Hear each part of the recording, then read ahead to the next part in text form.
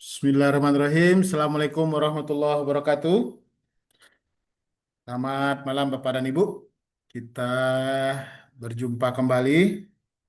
Kita masih sambil menunggu kawan-kawan yang lain bergabung dan sepertinya narasumber terbaik kita sudah join. Sudah join kayaknya ya. Sudah join. Oke, sebentar. Kita coba cek sound dulu. Assalamualaikum. Selamat malam Bang Dr. Idil Akbar.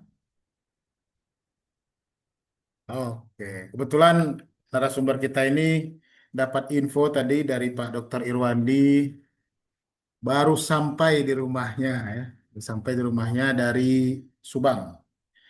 Oke, Bapak dan Ibu, kalau melihat registrasi dari pada peserta yang mendaftar kegiatan pada hari ini, itu kalau nggak salah sertanya dari seluruh Indonesia lah ya, dari berbagai daerah dari seluruh Indonesia, dari berbagai kampus dan ada juga dari lembaga yang non kampus. Saya coba cek ada yang dari RSUD. Kalau dari kampus sudah biasa ya, ada yang dari RSUD, ada yang memang pribadi aja, tidak terafiliasi dengan kampus. Ada yang dari lembaga riset dan pengabdian masyarakat. Lalu coba kita coba cari yang afiliasinya agak berbeda dari kebanyakan. Oke. Oh, ada dari travel agent. Oke, travel agent. Ada yang Bapak Ibu guru juga dari SD. Ada dari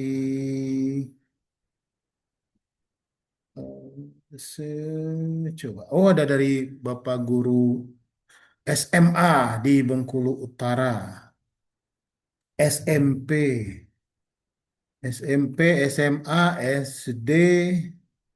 Kalau dari kampus sudah biasa ya. Kampus sudah biasa. Oke, baik Bapak dan Ibu. Mudah-mudahan suara saya terdengar jelas.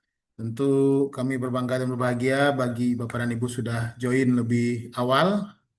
Untuk sekedar informasi, malam hari ini itu adalah ngaji jurnal edisi khusus ya. Edisi khusus. Kalau yang edisi seriesnya kita laksanakan berkurikulum dari pertemuan 1 hingga ke pertemuan 8 kemarin kalau nggak salah. Dan sudah selesai. Nah, yang keenam ya, yang enam. Akhiri dengan kuat menyusun kesimpulan. Hari ini kebetulan adalah kami hadirkan adalah sumber terbaik kami, Bang Idil Akbar.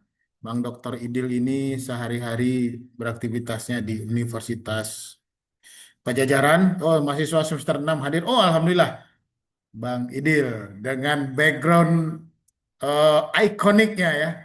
Bang Idil, Bang Dr. Idil ini selalu hadir dengan background ikoniknya yaitu donat. Aduh, udah lama kita nggak kebagian donat dari Bang Idil. Calon mahasiswa S3 hadir, siap. Mahasiswa semester 6 hadir, oke terima kasih. Baik Bapak dan Ibu, sesuai dengan janji kami dengan Bang Dr. Idil Akbar, kita akan mulai kegiatannya pada jam 7 malam. Kok lama Kang Afid? Kok nggak dari setengah 7 dimulai? Karena kalau dari setengah 7 itu teman-teman di Barat Indonesia maghribnya itu baru masuk. Jadi akan sangat terburu-buru. Baik Bapak dan Ibu, kita mulai saja. Bismillahirrahmanirrahim. Assalamualaikum warahmatullahi wabarakatuh.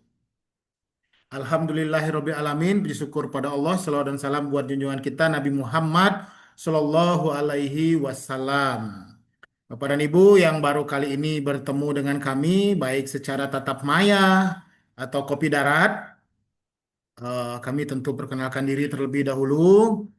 Kami dari sebuah lembaga pendampingan publikasi ilmiah dan konsultasi karir dosen, Go Academica, ya, Go Academica kalau dicari di Google, berdiri sejak tahun 2019 secara resmi, beraktivitas sejak 2016 di bidang publikasi ilmiah. Jadi ini adalah tahun ke-9 ya, tahun ke-9 kami yang dari segi aktivitas dan tahun ke-6 ya dengan berbadan hukum.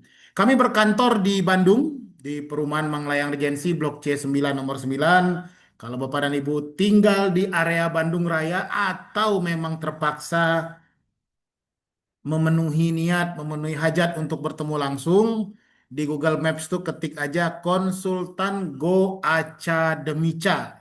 Go Aca Demica itu alhamdulillah 6 tahun kami berdiri. Dari timur Indonesia sudah pernah datang, dari barat Indonesia sudah pernah datang, apalagi dari Pulau Jawa ya itu sudah sangat sering. Nah, saya sendiri Afid Leonardo kali ini hanya bertindak sebagai host dan acara kita akan dipandu oleh rekan terbaik saya, moderator pada hari ini yaitu Pak Dr. Irwandi. Untuk saya perkenalkan diri terlebih dahulu, Pak Dr. Irwandi ini, kalau Bapak dan Ibu belum pernah kenal atau baru hadir pada kegiatan kami pada hari ini, beliau sehari-hari beraktivitas di jurusan Sosiologi Fakultas Ilmu Sosial dan Ilmu Politik Universitas Islam Negeri Sunan Gunung Jati Bandung. Jadi beraktivitasnya di UIN Sunan Gunung Jati Bandung. Kalau beliau di FISIP, saya sendiri ada di Fakultas Ekonomi dan Bisnis Islam. Putra kelahiran Belitung, istri satu, anak dua, perempuan dan perempuan, kalah oleh saya. Saya istrinya satu, anak dua, perempuan dan laki-laki. Nah, Pak Dr. Irwandi akan memoderasi kegiatan kita pada hari ini sebagai moderator. Dan tentu karena sudah jam 7 lewat 2, Bapak dan Ibu mohon tidak bertanya, Kang Afid daftar hadir mana? Ini bukan kuliah ya Bapak dan Ibu, rekan-rekan mahasiswa S1, S2, S3. Jadi jangan bertanya daftar hadir karena kami tidak butuh mengumpulkan daftar hadir daripada Bapak dan Ibu. Jadi jangan tanya. Satu. Yang kedua, oh PPT-nya share dong. PPT nanti di-share di grup WA setelah kegiatan selesai. Tuh, yang berikutnya ada nggak rekaman kegiatan? Rekaman kegiatan selalu ada, insya Allah. Ya, kalau tidak ada kegangguan teknis, rekaman kegiatan dilaksanakan oleh kami, lalu nanti akan kami upload ke YouTube. Oke, kita dengarkan azan terdekat dari kami terlebih dahulu.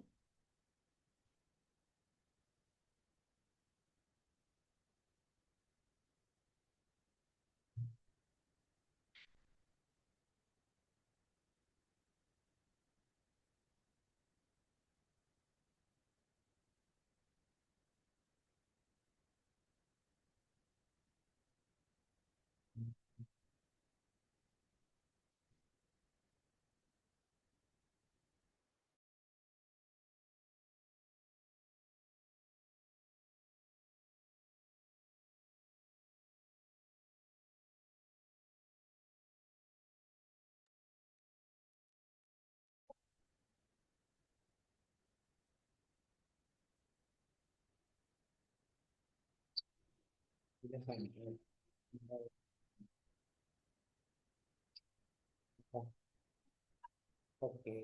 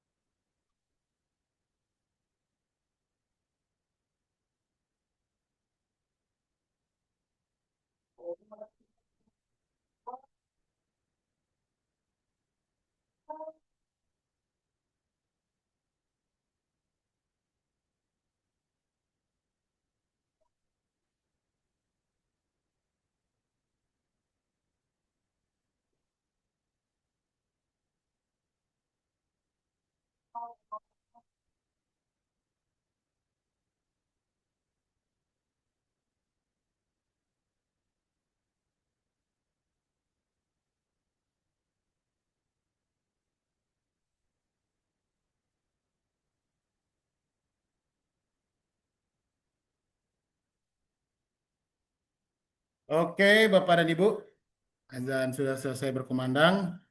Untuk memulai acara pada hari ini, mari kita mulai dengan mengucapkan basmalah. Bismillahirrahmanirrahim. Selanjutnya, pemandu acara saya serahkan pada Pak Dr. Irwandi. Ya, terima kasih, Pak Fit. Suara saya terdengar jelas? Nah, ya, baik Bapak dan Ibu, rekan-rekan sekalian, kita mulai acara ngaji jurnal kita pada malam hari ini. Bismillahirrahmanirrahim. Assalamualaikum warahmatullahi wabarakatuh. Alhamdulillahirabbil alamin. Wassalatu wassalamu ala asyrafil anbiya'i wal mursalin, Sayyidina wa Maulana Muhammadin wa ala alihi washabihi ajmain. Amma ba'du. Puji dan syukur kita panjatkan kehadirat Allah Subhanahu wa taala, Tuhan yang Maha Kuasa. Pada malam hari ini kita masih diberikan kesehatan, kesempatan untuk melaksanakan kegiatan ngaji jurnal ya, yang tadi pesertanya ini Bang Idil hampir 500 tadi yang daftar Bang Idil. Jadi lumayan banyak. Alhamdulillah kita ini sudah ngaji jurnal yang keberapa nih dengan Bang Idil ya. Pesertanya selalu banyak. Eh, Terima kasih Bang Idil sudah bersedia menjadi narasumber kita pada malam hari ini. Walaupun tadi infonya baru datang dari Subang, pasti masih lelah ya. Luar biasa. Kita kembali lagi akan berbicara tentang bagaimana menyusun artikel yang accepted di jurnal Sinta 2. Bapak dan Ibu, Bang Idil ini adalah dosen Universitas Pajajaran sekaligus juga pengelola berbagai macam jurnal, ya termasuk di dalamnya adalah jurnal Sinta 2. Beliau ini selain sebagai dosen, ya juga sebagai editor, juga sebagai reviewer di berbagai jurnal nasional maupun internasional. Jadi sangat luar biasa pengalamannya, sudah begitu banyak ya karya-karya beliau. Nah, beliau ini juga biasanya kalau musim pilkada, pilpres nih paling laku nih beliau ini sering tampil juga di televisi ya terkait dengan urusan-urusan politik. Nah, baik Bapak dan Ibu, teman-teman sekalian, tanpa berlama-lama lagi, narasumber kita sudah hadir. Waktu dan kesempatan saya berikan seluas-luasnya kepada Bang Idil untuk menyampaikan materinya pada malam hari ini. Kepada Bang Idil, saya persilahkan.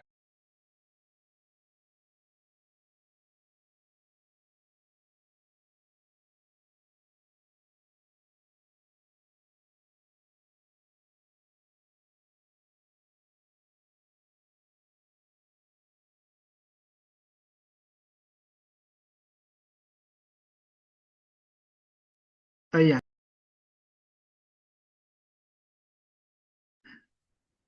oke. Tadi masih di mute. Terima kasih sebelumnya. Bismillahirrahmanirrahim. Assalamualaikum warahmatullahi wabarakatuh. Bapak Ibu semuanya, suaranya kedengaran ya? Kedengaran jelas? Oke, terima kasih Bapak Ibu semuanya, kakak-kakak, abang-abang, ya, kang-kang, teteh. Em,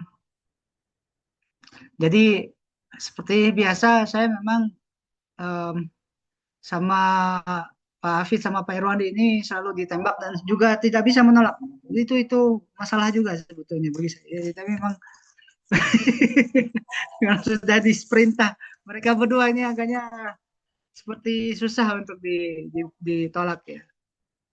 Nah, Bapak Ibu semuanya, em, saya malam ini ingin membicarakan sesuatu yang ringan sebetulnya. Tetapi ringan di sini bukan berarti tidak penting.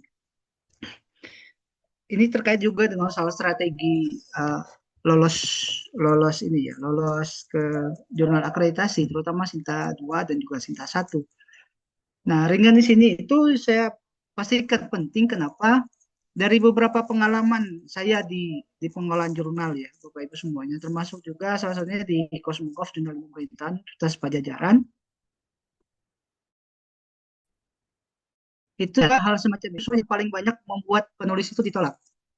Mungkin kalau boleh saya sampaikan sekitar 60% editor itu menolak menolak tulisan, menolak naskah dari penulis justru sesuatu yang kita anggap remeh, kita anggap ringan.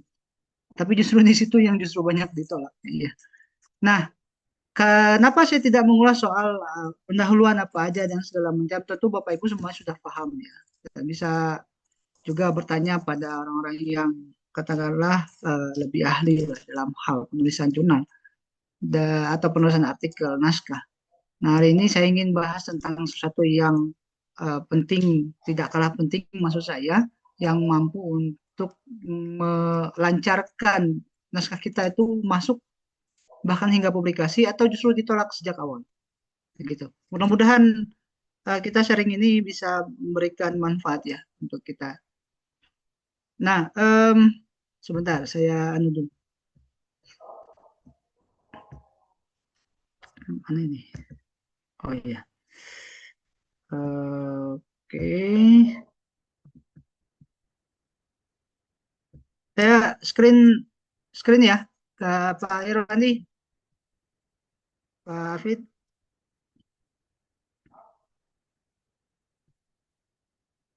Nah, ini dia. Judulnya adalah Biar Naskah Nggak Ditolak Editor Jurnal Nasional Terakreditasi. Memang agak sedikit tricky, tetapi kenapa saya harus katakan Bapak Ibu semuanya, eh, kita kan pasti menginginkan naskah yang masuk itu diterbitkan, itu pasti. Nggak ada satupun dari kita yang ketika memasukkan naskah, submit naskah ke sebuah jurnal, lalu kemudian berharap, udahlah ini buat pengalaman saja, atau buat apa begitu. Enggak. Pasti harapan kita adalah naskah kita itu diterima, alias tidak ditolak oleh pengolah jurnal, terutama oleh editornya. Tetapi dari konteks itu tentu ada beberapa hal yang harus kita lihat ya. Jadi memang editor itu juga tidak sembarangan melihat apakah jurnal atau naskah, maksud saya naskah itu diterima atau tidak, ya. Terutama sekali lagi garis bawahi adalah jurnal yang memang sudah terindeks Sinta 2 dan juga Sinta 1. Karena biasanya Sinta 2 dan Sinta 1, Sinta 1 dan Sinta 2 ini memiliki sedikit ketertatan di dalam ketat ya di dalam hal manajemen dan juga referensi manajemen dan juga substansi. Nah, kita akan diskusikan ada 3 hal di sini, Bapak Ibu semuanya. Ada prakondisi, ada pasca, dan juga ada pernak-pernik nih. Tolong fokusnya ke tulisannya, jangan yang ke sebelah kanannya ya. Fokusnya itu memang supaya kita bisa melihat ya. Mohon maaf nih, saya agak hurry karena memang biar apa ya baru pulang soalnya baru datang ini. Nah, untuk prakondisi kita mulai ya Bapak Ibu semua. Untuk prakondisi itu sendiri ada 3 hal yang harus kita lihat. Pertama adalah soal persiapan naskah. Nah, lalu kemudian ada persiapan submitnya dan juga persiapan mental. Kenapa kok ada persiapan mental? Ini nanti kita akan coba sampaikan apa itu dan bagaimana kemudian persiapan mental itu penting juga untuk kita lihat. Nah, yang pertama adalah persiapan naskah. Bapak Ibu semuanya yang saya hormati, di setiap jurnal, di setiap level jurnal, setiap akreditasi Sinta jurnal, itu dipastikan setiap jurnal itu punya yang disebut dengan author guidelines. Ya. Nah, masalahnya adalah banyak penulis di Indonesia, saya katakan di Indonesia ya, biar enak lah. Banyak penulis di Indonesia itu malas membaca author guidelines. Sehingga kemudian merasa bahwa ya sudah menulis artikel, menulis naskah, lalu submit begitu saja tanpa persiapan apapun terhadap naskah tersebut. Padahal penting untuk membaca author guidelines ini. Kenapa? Justru disinilah yang menjadi pintu masuk awal. Apakah naskah Bapak Ibu semuanya itu diterima atau ditolak? Enak nih ngomongnya ya memang begitulah. Gitu. Memang begitulah. Ya, jadi biasakan pertama adalah baca author guidelines-nya dengan teliti, Bapak Ibu. Saya katakan banyak sekali naskah yang masuk ke jurnal yang saya kelola di Cosmogolf ini, saya tolak sejak awal karena memang mereka tidak menyiapkan naskahnya yang sesuai dengan jurnal. Dikarenakan itu tadi, author guidelines-nya tidak dibaca dengan teliti. Mohon maaf saya harus katakan seperti ini karena memang remeh ya kelihatannya. Baca doang, tapi masalahnya dengan kurang membaca atau kurang memahami isi dari author guidelines, ketentuan yang tertulis dalam sebuah jurnal, justru itulah yang jadi fatal bagi para penulis biasanya. Yang kedua adalah ikuti struktur yang ditetapkan. Jadi author guidelines itu sudah memberikan strukturisasi yang jelas dari A sampai Z. Saya pastikan itu ada karena bagaimanapun itu adalah ketentuan mutlak di dalam sebuah jurnal. Jurnal yang dibuat itu harus membuat yang disebut author guidelines itu yang memiliki struktur yang ada. Nah, setiap jurnal itu tidak sama Bapak Ibu. Ya, tidak mungkin sama. Mungkin aja yang sama ada, tetapi ada sedikit paling tidak berbeda-bedanya dan itu menunjukkan karakteristik dari jurnal tersebut. Yang ketiga, nah, naskah itu juga judulnya menarik Bapak Ibu, informatif dan clear. Kenapa saya katakan clear? Clear di sini artinya bahwa ini menunjukkan karakteristik isi naskah. Banyak saya menemukan di mana para penulis seringkali membuat judul yang mohon maaf ya Bapak Ibu ya, agak asal gitu. Mungkin terlihat keren. Terlihatnya keren, betul memang. Jadi judulnya itu eye catching lah gitu, keren. Wah, soal ini bla bla bla bla. Tetapi ketika saya baca isi naskahnya, kok judulnya ini agak melambung ya, itu ya Pak Irwandi ya, agak melambung, tidak sesuai dengan isi naskah. Gitu. Jadi ini yang perlu kita lihat juga. Yang keempat, nah ini juga citasi dan referensi jelas dan nyambung. Jangan kemudian citasinya dibuat dan citasi dan referensi itu tidak nyambung. Citasinya apa, referensinya apa. Ini juga kesalahan fatal ini. Karena editor itu pasti akan lihat ini dan dianggapnya penulis tidak membaca author guidelines-nya dengan baik. Dan yang terakhir, nah ini yang paling utama, mohon maaf, sorry. Pertama adalah fokus and scope naskah itu juga harus dibuat yang sesuai dengan fokus dan scope naskah jurnal. Jadi kalau fokus and scope naskahnya adalah kaitan dengan sosiologi, misalnya mau masuk nih ke jurnalnya Pak Irwandi di UIN, sosiologi, maka lihatlah apa saja yang ada di dalam bidang ilmu sosiologi itu yang memang bagian yang ditetapkan di dalam jurnal. Jangan Bapak Ibu semuanya ingin menuliskan tentang hukum tapi masuk ke jurnal sosiologi itu kayaknya belum susah untuk disambungkan ya. Atau bidang ilmunya fisika gitu masuk ke ilmu politiknya susah juga. Ya, ya kan nggak sesuai nih fokus and scope-nya. Nah biasanya kalau sudah tidak sesuai dengan fokus and scope-nya dari naskah tadi, editor atau editor in chief itu akan segera akan langsung menolaknya, akan langsung kemudian di reject. Nah itu persiapan naskah. Yang kedua persiapan naskah lain adalah, nah ini Bapak Ibu, itu selingkari merah itu penting banget. Banyak penulis di Indonesia itu yang tidak mengindahkan itu tuh di samping itu ataupun dimanapun letak di dalam sebuah jurnal. Jadi dianggapnya itu sebagai hiasan, padahal tidak. Itu adalah template di mana berisikan ketentuan-ketentuan yang memudahkan sebetulnya para penulis untuk menyesuaikan artikelnya atau naskahnya dengan yang ditetapkan oleh jurnal. Yang biasanya secara singkat sudah memenuhi aspek yang ada dalam author guideline. Nah, jadi naskah itu disesuaikan dengan template jurnal, ya.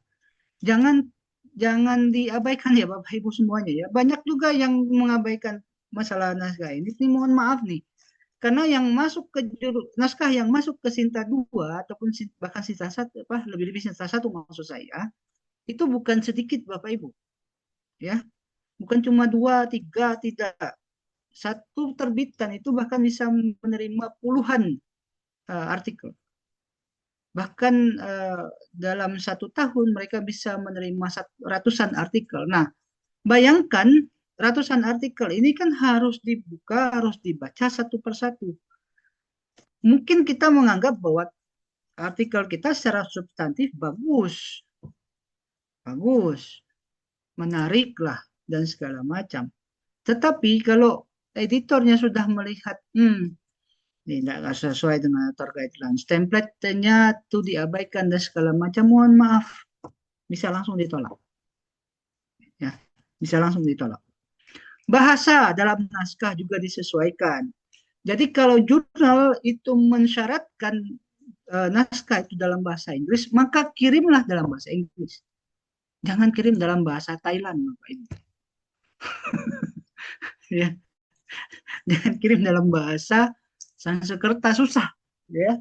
Nah, meskipun kadang kita lihat ini bahasa Indonesia gampang lah untuk diinggriskan, tidak begitu konsepnya. Kadang-kala ada beberapa jurnal yang memang mensyaratkan sejak awal dalam bahasa Inggris. Ya sudah, sesuaikan itu Bapak Ibu. Ya. Soal tidak sesuai grammar dan segala macam, ya itu nanti akan ada namanya pemeriksaan bahasa lebih lanjut yang akan menyesuaikan dengan bahasa yang baku dan akademik secara tata bahasa ya. Nah, tapi kalau ada jurnal yang mengatakan misalnya nggak apa-apa dalam bahasa Indonesia awal ya nggak apa-apa, itu sekali lagi kebijakan dari pengelola jurnalnya. Nah, manajemen referensi juga jangan ketinggalan Bapak Ibu. Pakailah Mendeley atau Zetero atau mungkin hal lain ya, yang lain yang bisa digunakan. Memang kadang-kala ini lihatnya remeh betul ya, tapi ya gimana ya? Justru inilah yang kadang-kala yang membuat itu ya. Karena editor udah terlalu banyak artikel yang masuk, maka mereka seringkali agak selektif dalam hal mana artikel yang memang layak untuk diteruskan untuk direview begitu. Karena kalau yang sudah merepotkan sejak awal biasanya ada males gitu ya. Nah, lalu kemudian first impression, naskah itu penting Bapak Ibu. Intinya jangan buat editor insif lah, terutama karena bagi ini yang menilai naskah itu untuk bisa diteruskan editor lain atau section editor dan kemudian direview oleh reviewer itu adalah editor insif. Jadi jangan buat editornya atau editor insifnya ilfil di awal. Jangan ya. Mohon diperhatikan betul soal ini. Nah, oke, kita lanjut ke soal persiapan submit nih. Nah, submit itu yang paling penting itu adalah isi semua kolom, terutama yang berbintang ya Bapak Ibu. Karena kalau nggak diisi yang berbintang, biasanya nggak akan bisa lanjut. Nggak akan bisa lanjut kalau nggak diisi. Nah, paham lah kita soal ini ya. Nah, yang lain-lain misalnya, oh saya mau ngisi adanya apa namanya ORCID misalnya, silakan. Mau ngisi ada ID Scopus, oh silakan, tidak masalah ya. Tapi yang bintang-bintang itu tetap harus diisi. Kemudian email. Nah, email yang dicantumkan adalah email korespondensi penulis. Bapak Ibu, ingat ya. Karena banyak saya temukan penulis dia salah menuliskan emailnya. Mungkin dipikirnya adalah email yang dibuat untuk registrasi itu hanya untuk registrasi saja, tapi untuk tiktokan revisi, tiktokan apa namanya antara review dengan penulis, editor dengan penulis, itu mungkin email yang lain enggak. Justru email yang kita sertakan di dalam submit naskah, justru itulah email yang akan digunakan. Jadi jelas bahwa email itu harus email yang memang korespondensinya. Ya, kalau salah nanti banyak nih yang soalnya pengalaman saya ada yang bertanya, Pak, kenapa kok nggak masuk ke email saya? Apa namanya? Misalnya ada perbaikan, revisi atau apa gitu loh. Sudah kok, saya bilang kan sudah Pak. Ini emailnya ini kan. Oh bukan Pak, ini emailnya loh. Kan yang tercantum di mana di sistem kita adalah email ini. Nah itu tolong diindahkan betul ya teman-teman ya. Jangan terburu-buru ngisi Bapak Ibu, karena ini bukan ujian ya. Jangan buru-buru, jangan tergesa-gesa. Santai saja ngisinya ya. Ada 5 tahapan dalam isian kolom itu. Yang krusial khususnya soal file, jangan lupa di-upload. Wah, ini kebanyakan ini lupa. Itu ada di isian kedua setelah yang set ada di sebelah kiri ini. Biasanya di isian kedua itu upload file, upload isi naskah naskah kita. Banyak yang lupa mengisi filenya. Jadi anggapnya udah selesai, tahu-tahu misalnya kok lama atau kok ditolak pas ditanyakan ke editor filenya nggak ada Bu atau Pak nggak disertakan. Oh udah kok, kita bisa tunjukkan ini nggak ada file. Astagfirullahaladzim, rupanya belum diupload. Hati-hati. Kadang-kala hal-hal kecil gini memang seringkali kita abaikan. Bukan apa ya sebenarnya, mungkin kita lupa ya. Nah ya satu lagi nih, tetap patokan utamanya adalah author guidelines ya. Oke ya Bapak Ibu ya, itu tetap patokan utamanya. Baik kita lanjut. Nah ini soal persiapan mental nih. Nih, Pak Irwandi ini suka nih kalau soal urusan mental-mental begini nih karena suka nih ya. Ini Pak Hafid sama Pak Irwandi ini paling suka nih kalau urusan ke mental orang yang penulis nih. Ya. Pertama Bapak Ibu siap ya, naskahnya diobrak-abrik tuh sama editor dan reviewer. Kalau nggak siap jangan coba-coba. Karena Sinta 1 dan Sinta 2 itu biasa mengobrak-abrik naskah. Mohon maaf saja saya harus katakan. Ya. Ya tergantung reviewer, ya betul tergantung reviewer. Ada reviewer yang mungkin nggak terlalu yang baca yang sudah sekali. Ada yang bahkan di kami itu ada reviewernya yang betul-betul detail. Bahkan soal apa ya typo pun masih diinginkan sama beliaunya dan segala macam. Jadi ini harus betul-betul. Ya siap-siap aja, mentalnya harus begitu. Nah, kudu siap juga revisi bolak-balik. Nih Pak Irwandi ya, Penulis Indonesia ini paling malas nih soal revisi-revisi ini. Paling malas banget. Disuruh revisi, ya malas lah. Dikirim balik lagi yang sama, revisi, disuruh revisi balik lagi yang sama. Ya kalau begitu kan editor menganggap wah ini mah nggak serius, sudahlah cukup gitu. Ya, dengan catatan mayor atau minor revision ya Bapak Ibu ya. Kalau reject jelas nggak bisa lagi, ya. Nggak bisa lagi. Kemudian mental menghadapi kritikan reviewer terhadap isi naskah itu penting juga. Ada reviewer dan editor, tapi reviewer sih yang banyak ya. Ada reviewer yang mohon maaf nih, ditulisnya di dalam apa?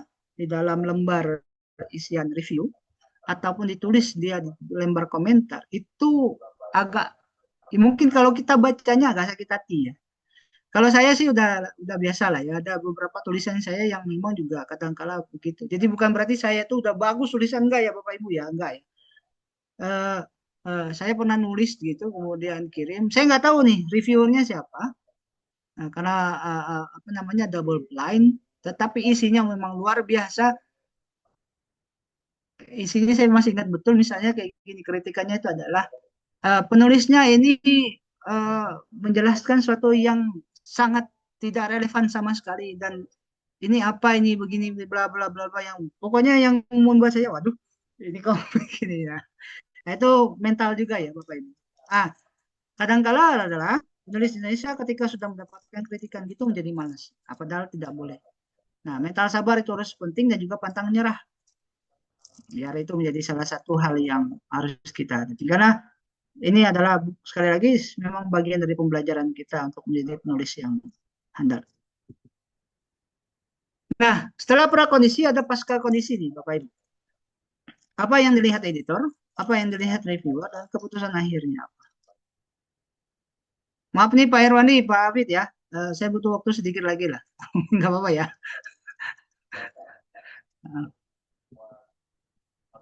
Pertama yang dilihat editor.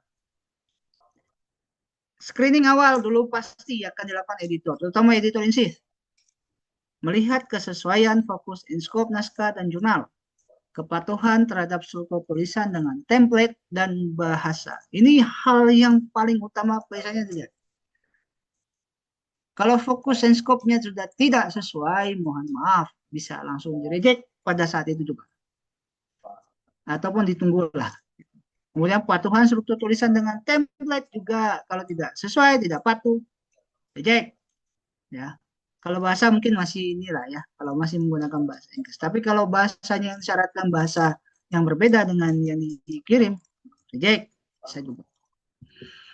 Cek judul, abstrak, sitasi, hingga referensi. Ini juga dilakukan oleh editor. Cek judul, abstraknya, sitasi, hingga referensi. Apa yang dicek? Ya, tentu saja tadi yang sudah saya sampaikan. Ya, abstraknya kan bisa ditentukan misalnya 200 kata maksimal. Kalau lebih itu juga salah satu catatan. Sitasi tidak sesuai misalnya dari tentuan, misalnya APA tidak sesuai catatan. Referensi juga ternyata ada referensi yang dipakai tidak ada di dalam sitasi catatan. Gitu. Kesesuaian dengan author guidelines juga pasti betul ya, sudah pasti itu. Kalau nggak sesuai sudah reject. Gitu. Menggunakan manajemen referensi apa tidak tadi yang sudah saya katakan. Mestinya harus ada. Kalau tidak, mungkin ini tidak terlalu ketat, tetapi paling tidak itu akan menjadi salah satu rekomendasi yang sangat direkomendasikan untuk dilakukan oleh penulis. Nah, ini similarity, Bapak Ibu, ini pasti dilakukan oleh editor. Biasanya 2 kali, di awal sebelum masuk ke review, dan terakhir ketika siap publikasi. Biasanya 2 kali. Ataupun biasanya kalaupun 1 kali bisa dilakukan saat mau review sudah selesai dilakukan. Nah itu juga salah satunya. Atau kemudian penulis memberikan kembali untuk dinilai auditor. Nah biasanya similarity-nya akan juga dilakukan ya. Dan pasti dilakukan itu. Datang similarity. Nah untuk similarity ini bermacam ya. Kalau penetapan, tapi rata-rata untuk Sinta 1 atau Sinta 2 itu biasanya tidak lebih dari 15 20%, mohon maaf, 20% similarity-nya. Kemudian ada yang disebut dengan similarity AI, itu juga pakai. Nah, ada beberapa jurnal mungkin tidak toleran dengan soal AI, tapi ada yang toleran. Kalau kami misalnya Kosmopop itu tidak masalah memakai AI sejauh tidak melebihi ketentuan. AI-nya itu biasanya antara kurang dari 25% juga, ya. Kalau lebih dari itu kami akan minta untuk diperbaiki, gitu. Nah, di beberapa hal juga editor bisa memberikan masukan atas isi naskah, melihat pendahuluannya hingga referensi. Itu bisa juga dilakukan ya. Dilihat dari dia, oh kayak gini, kayak gitu. Itu biasanya akan kemudian memberikan feedback terhadap isi naskah oleh editor. Nah, kemudian yang dilihat reviewer, Bapak Ibu, masalahnya ada apa tidak? Riset kok nggak ada masalah, susah juga. Harus menunjukkan masalahnya di mana. Itu yang bisa dilihat oleh reviewer nih, ya. Kemudian tujuan penelitiannya ada atau tidak? Kalau nggak ada tujuan, terus ngapain dibuat tulisan artikelnya? Pasti ada tujuan penelitiannya. Kemudian nilai kebaruan atau novelty-nya. Bukan sesuatu yang baru, tetapi yang tidak ada yang membedakan antara satu tulisan Bapak Ibu semuanya dengan tulisan yang mungkin sejenis dengan yang lain. Paling tidak itu. Tunjukkan novelty-nya di situ. Relevansi teoretiknya juga pastilah. Kalau riset itu pasti menggunakan teori, ya kan? Nah, relevan atau tidak teori tadi itu akan dilihat oleh reviewer ya, Bapak Ibu semuanya. Metodenya juga akan dilihat sejauh mana itu mampu untuk mencapai tujuan riset dan juga memberikan arah jalan untuk mencapai atau mencari jawaban atas masalah yang disampaikan. Nah, kemudian temuan dan diskusi, terutama dalam menjawab masalah riset, itu juga yang akan dilihat reviewer. Ini mohon maaf Bapak Ibu, kalau dalam sebuah riset itu pasti ada temuannya, ya. Meskipun itu metodenya adalah studi literatur, pasti akan memberikan aspek terhadap apa yang jadi masalah dan temuan terhadap masalah tadi, ya. Itu untuk menjawab masalah riset. Simpulan, nyambung, dan ada rekomendasi, ingat ya. Jadi biasanya juga akan dilihat oleh reviewer. Dan terakhir soal referensi yang juga relevan, ya. Jadi saya tidak menjelaskan satu-satu masa pendahuluan ini dan segala macam. Saya pikir Bapak Ibu pasti sudah paham soal itu. Tetapi inilah yang kemudian akan dilihat betul oleh editor dan reviewer, ya. Secara umum dan juga penting untuk kemudian kita bisa kaji ya, kemudian kita perhatikan betul atas apa yang kemudian dilihat oleh editor dan reviewer. Maka keputusan akhirnya bisa diterima jika pertama kesalahan tidak terlalu fatal, terutama fokus and scope. Kalau fokus and scope-nya sudah tidak nyambung, udah jangan lagi, itu pasti akan ditolak sama editor. Memenuhi ketentuan yang ada dalam author guidelines. Selama memenuhi, insya Allah itu bisa diterima, paling tidak ya. Tapi tentu diterimanya bukan berarti tanpa proses, tetap ada proses. Paling tidak untuk kemudian dilanjutkan untuk direview. Kemudian hasil review naskah sudah pada level minor ya, Bapak Ibu semuanya ya. Jadi tidak terlalu banyak lagi kesalahan. Itu biasanya juga akan editor punya pertimbangan untuk menerima. Nah, bahasa juga sudah baku tadi yang saya katakan, akademik dan baku ya. Dan yang terakhir ada niat nih dan kerjasama dari penulis nih mau memperbaiki naskah. Kalau nggak ada niat, nggak ada kerjasama nih, mohon maaf nih. Saya katakan Pak Irwandi ya, mohon maaf ini nggak bisa ini kalau nggak ada kerjasama. Jadi kalau penulis tuh nggak mau beresnya aja ya mohon maaf gitu ya. Karena ini juga menyangkut soal masa depan ya, masa depan dari penulis tersebut. Nah, ditolak jika penulis itu tidak mempedulikan tadi soal naskahnya, alias tidak serius revisi. Tadi yang saya katakan banyak tuh yang, mohon maaf nih, mengakali editor. Revisi, kirim lagi, tapi kok sama, nggak ada beda. Nah, kasih kesempatan kedua, suruh revisi lagi, revisi. Tapi revisinya tidak substantif. Hanya misalnya mengganti kata dan segala macam. Nah, itu artinya tidak serius. Ya. Hasil review juga masih tergolong minor revision sampai batas waktu yang sudah ditentukan. Maksudnya di sini adalah perbaikannya masih seabrek-abrek. Batas waktunya ada. Jadi Bapak Ibu semuanya, batas waktu itu tetap ada ya. Jadi misalnya kalau sudah lewat, nah ini bisa aja diperpanjang, tetapi tidak mungkin lebih dari 1 tahun berjalan. Tidak mungkin 1 tahun berjalan. Kalau lebih dari 1 tahun berjalan, itu biasanya apa namanya akan ditolak. Nah, bahkan bisa saja direject ya sejak submit. Memang kalau penulisnya sudah tidak mengindahkan ketentuan jurnal. Ingat Bapak Ibu, ini ada submit, ada revisi, ada publikasi. Baca teliti sistematikanya, gaya selingkungnya, template-nya, itu pada saat submit, revisi. Itu revisi semua yang minta untuk direvisi, perhatikan juga waktunya, dan publikasinya adalah perhatikan kembali gaya selingkung, tata letak, bahasa, similarity, dan lain sebagainya. Termasuk soal pembiayaan jika diperlukan. Ya. Nah, ini pernak-pernik nih terakhir nih, Bapak Ibu semua. Ya, ingat sabar, tawakal, banyak doa, jangan egois. Ini pernak-pernik sebenarnya, tapi ya saya tuh udah Kosmogop nih ya, misalnya ya saya ambil contoh Kosmogop. Kosmogop itu berdiri sejak 2015 Bapak Ibu ya. Dan saya sudah bertemu dengan bermacam karakter penulis di Indonesia ini yang pertama tidak sabar ada, ya, egoisnya ampun-ampunan, nggak ada pengertian kadang, ya. Saya pernah dihubungi oleh penulis baru submit kemarin misalnya, terus saya dikontak, dia mengenakan, Pak, saya sudah submit, kira-kira artikel saya kapan terbit? Bayangin coba, baru 1 hari. Pak Irwanti udah ketawa tuh. Baru submit kemarin, coba bayangin Bapak Ibu ya. Kemudian saya di WA, di kontak, tahu nomor saya, lalu tanya, kira-kira terbit kapan artikel saya? Kan gimana saya mau menjawabnya kalau kayak gitu? Ya. Nah, jika diperlukan, sekali lagi konsultasi pada ahlinya ya, Bapak Ibu jangan lupa. Terima kasih semuanya. Kalau memang nanti kita mau lanjut, mau apa segala macam, atau diskusi lebih lanjut, silakan bisa menghubungi nomor saya, ataupun nanti bisa mengontak saya, dan ataupun juga bisa nanti dengan Pak Irwandi, Pak Afid, Leo, dan segala macam yang lebih ahli sebetulnya dari saya. Mungkin saya itu cuma cuma ini aja ya. Yang ahlinya itu Pak Afid sama Pak Irwandi lah. Gitu. Terima kasih. Selamat malam.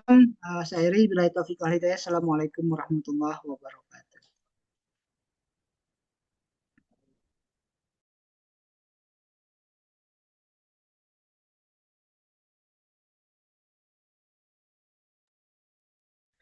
Ya, terima kasih Bang Idil atas pemaparannya luar biasa.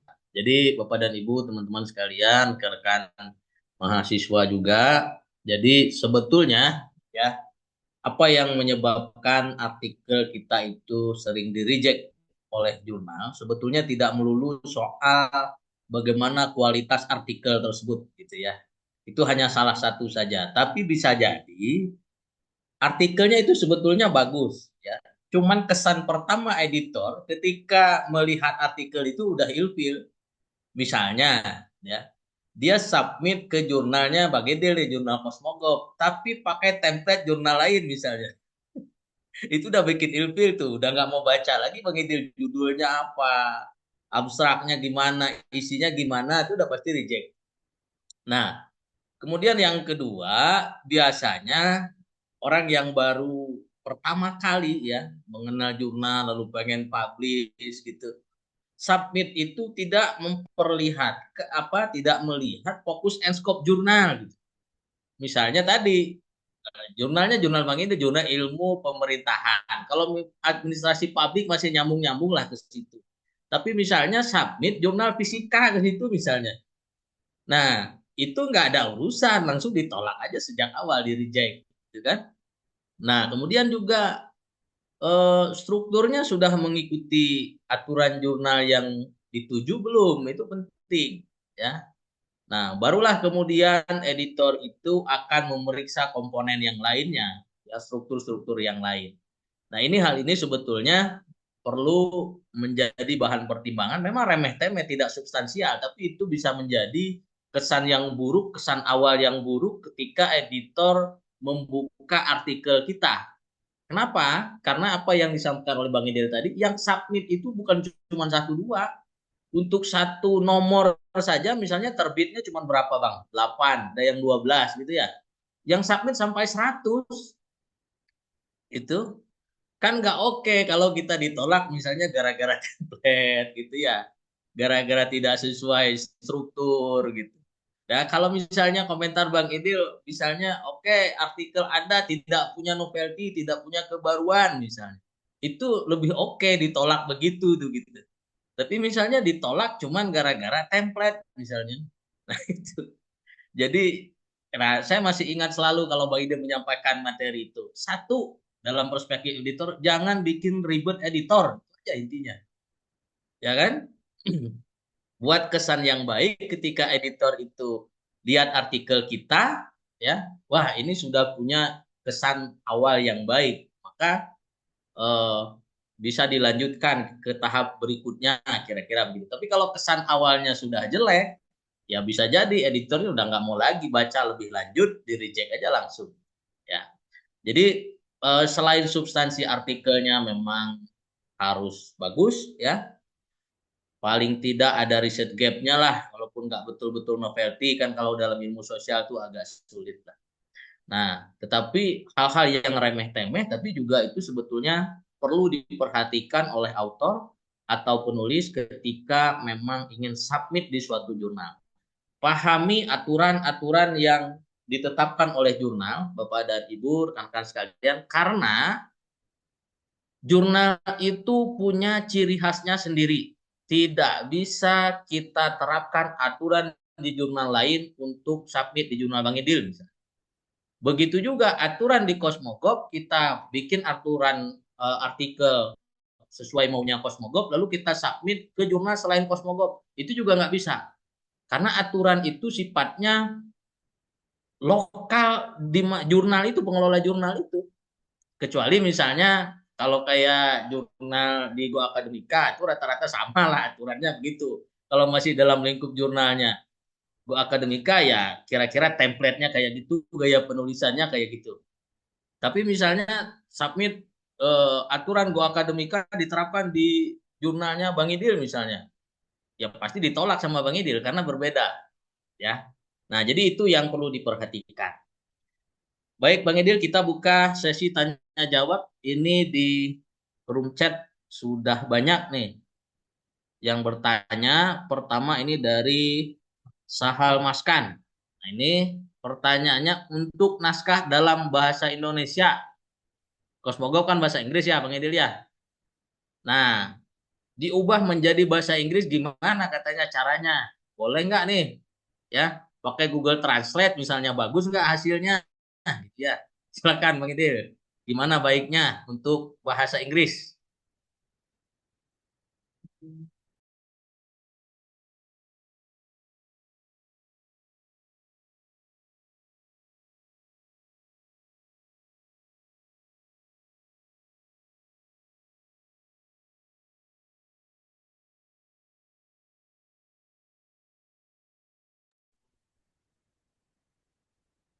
Nah, jadi di unmute sama hostnya nih. Soal bahasa ya, eh, eh, dengan siapa ya, Pak Sahal ya. Kalau kalau kalau Google Translate saya sih tidak rekomendasi ya Google Translate itu. Tidak rekomend karena memang jelek. Sorry, mohon maaf nih, saya katakan agak jelek memang. Kalau mau yang lebih premium adalah menggunakan DeepL namanya. DeepL, DIIPL, DeepL. Nah, kalau mau translate menggunakan itu, tetapi saya rekomendasikan bukan yang gratis, berbayar. Yang premiumnya itu berbayar. Nah, bisa cari di marketplace kalau mau yang agak murah-murah bisa. Ya yang apa namanya?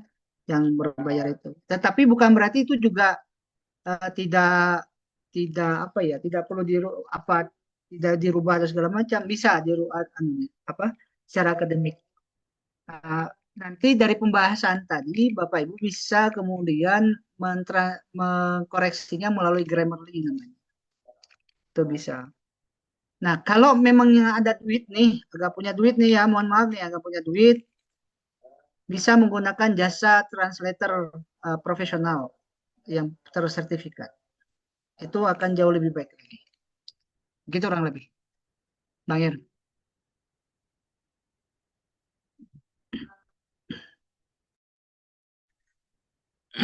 Ya, berikutnya ini dari siapa nih? Dari Ibu Rismawati ya.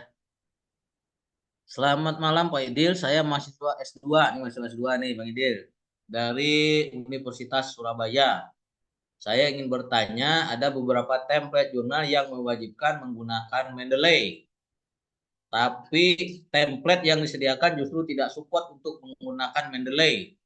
Nah, itu seperti apa tipsnya? Bagaimana Pak? Gitu. Silakan, Bang Idil.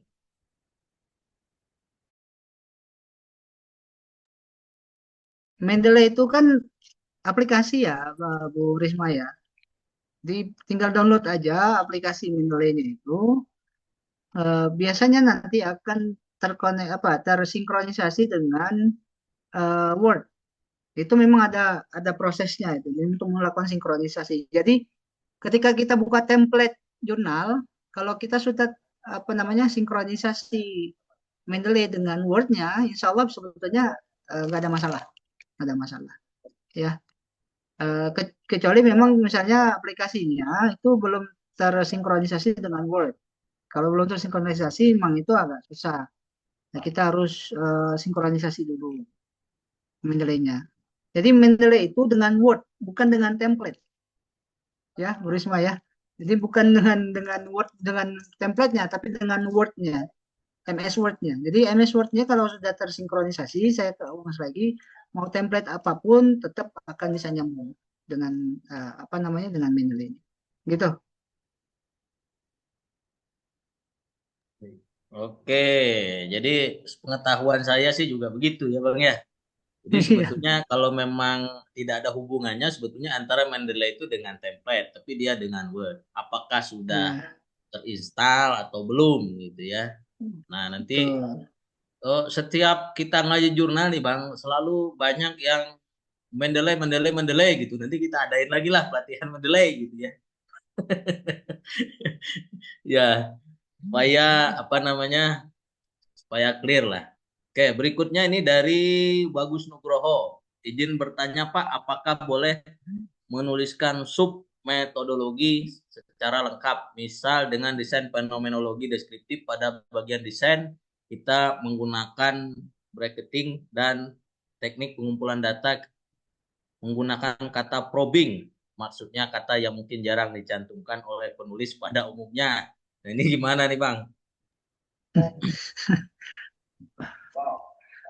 Em, saya sih selalu berpandangan begini ya, Bapak Ibu ya. Bahasa itu harus sesederhana mungkin. Karena yang membacanya bukan kita saja, tapi bacanya kan banyak orang. Kan kita menuliskan jurnal, menuliskan naskah dan kemudian diterbitkan oleh jurnal, itu kan berharap juga dibaca oleh orang lain. Syukur-syukur disitasi sama orang lain. Nah, mungkin kelihatannya keren, saya katakan tadi misalnya kelihatan keren nih yang begini. Tetapi kalau memang tidak banyak dipahami oleh umum, sebaiknya gunakan kata pengganti yang dipahami. Itu saran saya sih ya. Jadi misalnya kayak probing, saya sendiri nggak paham tuh apa probing. Dan kalau kemudian mau dipaksakan ke misalnya yang bahasa ini kemudian dipaksakan, saya pasti akan bertanya ini. Itu akan saya review. Reviewnya biasanya yang jelas. Tolong Anda jelaskan apa maksud bahasa ini. Atau silakan Anda ganti dengan yang lebih difahami secara umum. Biasanya akan gitu reviewnya.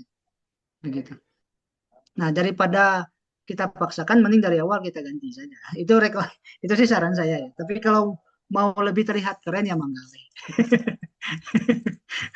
Ya, betul Pak sekali Eri. Bang. Saya sebagai dosen dosen metodologi juga nggak paham juga sebetulnya maksudnya ini Iya apa? sama. Karena memang asing gitu, tidak Hmm. umum gitu dalam dalam metodologi gitu istilah itu. Mm-mm. Jadi memang ya sebagai seorang editor juga reviewer juga Bang Mm. Idil menyarankan seperti itu, gunakan bahasa yang sudah umum gitu. Jangan ingin Betul. mencari sesuatu yang baru tapi orang nggak ngerti ini maksudnya apa, cuman penulisnya aja yang ngerti ini maksudnya apa. Itu juga bisa menimbulkan salah persepsi nanti di Iya. kalangan editor dan reviewer yang menyebabkan nih apa sih nggak nyambung nih ditolak aja begitu ya karena hal-hal yang remeh-temeh seperti itu. Iya. Ya, oke, gitu berikutnya nih Azza Zakia. Nah ini mas saya aja ini. Izin bertanya Pak untuk alumni yang ingin menulis jurnal nih, menulis artikel maksudnya. Email yang digunakan Hmm. baiknya pakai email kampus yang dulu atau email biasa ya, itu mah bebas sebetulnya. Cuman kalau kita masih mahasiswa, ingin diakui sebagai afiliasinya dari kampus, ya pakailah emailnya kampus. Tapi dalam perspektif editor dan reviewer, nggak peduli mau email apa yang dipakai. Afiliasi apa yang dipakai, itu editor dan reviewer yang nggak ngurus sebetulnya. Ya, jadi itu tergantung kepada penulis. Ya, kalau memang misalnya masih saat ini masih berkuliah, ya kemudian ingin menulis artikel, pengen afiliasinya kampus dan emailnya kampus ya boleh. Atau pakai afiliasi yang lain juga boleh. Itu tidak berpengaruh terhadap penilaian dari editor dan reviewer terhadap naskah yang disubmit. Ya, seperti Betul. itu. Ya, berikutnya nih. Nah, nih Bagas Raihan nih. Selamat malam Pak, saya mahasiswa S1 Teknik Informatika Universitas Dian Nurwantoro. Izin bertanya. Nuswantoro. Ya, similarity index itu, nah ini kalau kita cek similarity ini pakai Turnitin biasanya, Hmm. apakah dia itu termasuk dengan referensi atau enggak sih sebetulnya? Nah ini katanya kalau dicek secara keseluruhan itu mencapai 30%. Tapi setelah di-exclude referensinya itu turunnya jadi 5%. Nah ini gimana nih Bang Hmm. sebagai editor jurnal? Ya. Kalau di kami kebijakannya itu diekskludkan. Kalau kami kebijakannya diekskludkan. Jadi untuk yang referensi itu tidak di apa sorry tidak dihitung lah istilahnya ya, ekskludkan. Jadi kalau memang sudah eh, referensi sudah diekskludkan, maka itu yang kemudian asli kita. Jadi itu nggak apa-apa salah. Bagus kok sampai 5% berarti udah oke. Gitu.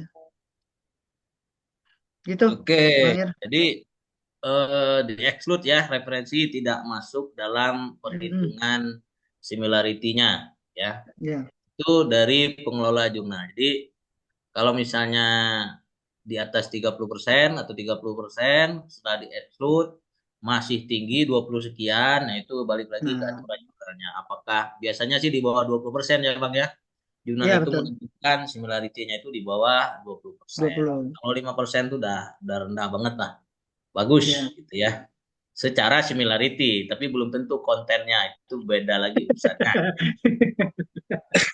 Oke, berikutnya nih dari Rizky Gunawan. Izin bertanya terkait artificial intelligence. Kadang di saat mengetik itu terdeteksi AI yang cukup tinggi. Di saat mencari beberapa alasan itu karena penggunaan kata-kata yang konsisten dan minim kesalahan, namun bukannya artikel harus minim kesalahan dan juga konsisten. Bagaimana cara kita menulis hingga tidak terdeteksi AI?